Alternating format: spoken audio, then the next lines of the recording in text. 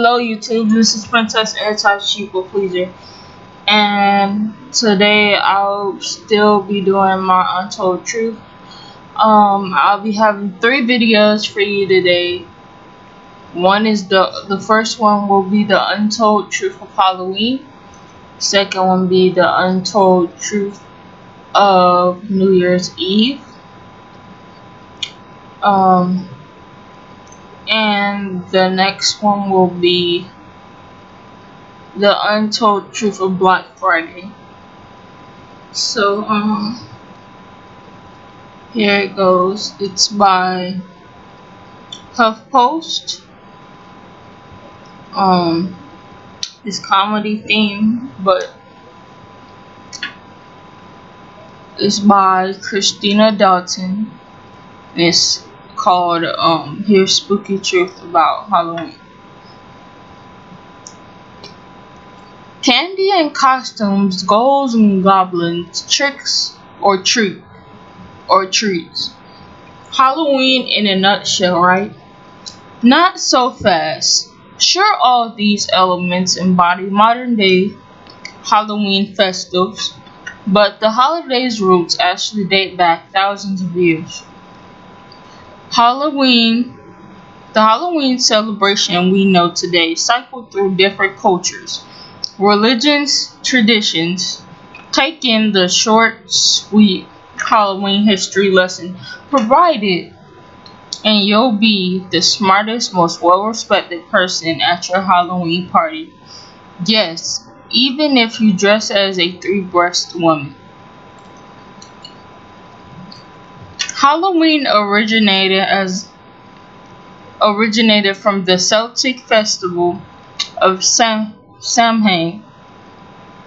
Over 2,000 years ago, the Celts celebrated the end of the harvest season on October 31st. They believed on that night ghosts of the dead returned to Earth to wreak havoc on their crops and possess the living. What did they do to ward off ghosts? Dressed up in animal heads, skins, to entertain and confuse the spirits naturally. We thank the Romans for the whole bobbing the apple thing. Put your whole face in a bucket of water, they said. It'll be fun, they said. Thanks for nothing, Romans. Around 43 AD, once the Romans had conquered the Celtic territory, they took the festival of Samhain, combined it with 2 of their own festivals. Ferala, a day to remember the dead, and the festival of Pona, a day to celebrate the goddess whose symbol was the apple. Fast forward a few thousand years, now we're bobbing for those dang apples. The word Halloween comes from the Middle English word a Hallowmees. By 609 AD, the Catholics wanted in on the spooky action.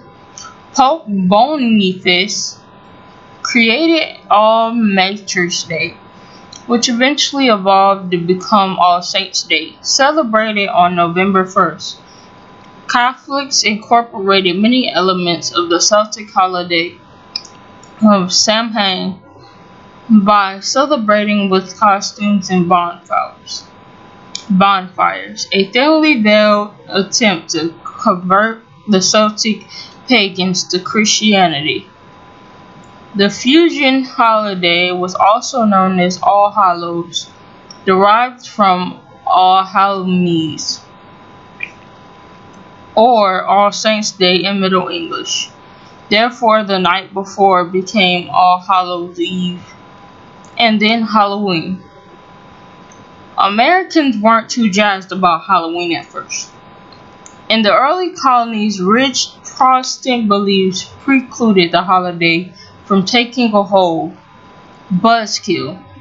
But when the Irish potato famine sent influenced Irish Catholic immigrants to America, Halloween gained some traction. In the late 1800s, Americans began dressing up and going door to door for treats, celebrating within their communities. Eventually, we came around. Halloween is now America's second largest commercial holiday. Halloween's popularity went through ebbs and flows in the US of A. The holiday lost popularity in the 20s and 30s, when young hooligans started using Halloween as an excuse to commit vandalism. By 1950s, town leaders curbed vandalism and forced celebrations on school-aged children. Trick-or-treating popularity grew and helped make the holiday the second only to Christmas commercially. Just how commercial, you ask? Americans spend about $6 billion on Halloween each year. Approximately $4 billion is spent annually on costumes, decorations, and parties. Candy consumption alone makes up $2 billion. The candy industry makes a quarter of its year revenue during Halloween alone. The astronomical amount of money spent on candy is no fluke, not by a long shot. In 1985, the Senate held hearings on daylight saving time. Candy makers allegedly placed candy pumpkins on the seat of each senator as an incentive to vote to extend daylight saving time into November. Why? So candy grubbing kiddies would spend one more hour trick-or-treating, forcing their neighbors to buy more candy to fill the baskets. The original jack-o'-lanterns were made from turnips, beets, and potatoes. The ubiquitous decoration comes from the centuries-old Irish myth about a man named Stingy Jack.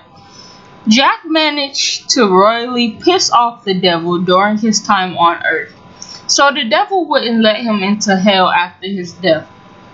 Because the trickster was also banned from heaven, Stingy Jack has been wandering the earth, only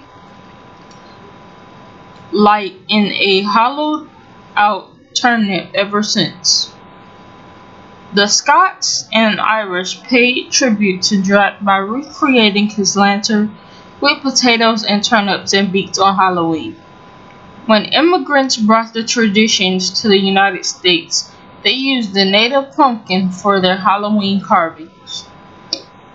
A Halloween full moon is even more rare than a white Christmas. Since 1925, there have only been 5 full moons on Halloween. 1925, 1944, 1955, 1974, and 2001. That's when I was born. The year I was born. You'll have to wait until 2020 to see the next one. That's when I graduate. Years ago. And that was the end of the article. Now, we don't really celebrate Halloween in our house, but we do eat the candy. We do eat candy on that day, but we don't go around trick-or-treating. Plus, I'm too old to trick-or-treat anyway. Like, I'm 17. I'm not even legal age to, like, trick-or-treat anymore. I could take my little brother trick-or-treating, though. That's cool. But, my family hasn't trick-or-treated since 2005. Like, dead for real. That was the last time I ever been trick-or-treating. Actually, no. I came to Georgia and somebody took me trick-or-treating. And that was like 2010. in 2009. In 2009, I couldn't because my grandma said it was bad. So like, I couldn't go trick or treating. It was some type of holy day.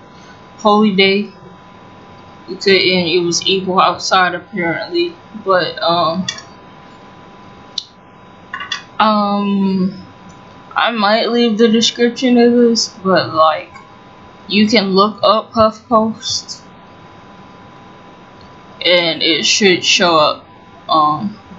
So this will be the end of this video, and I will have another video for you soon. Bye, YouTube.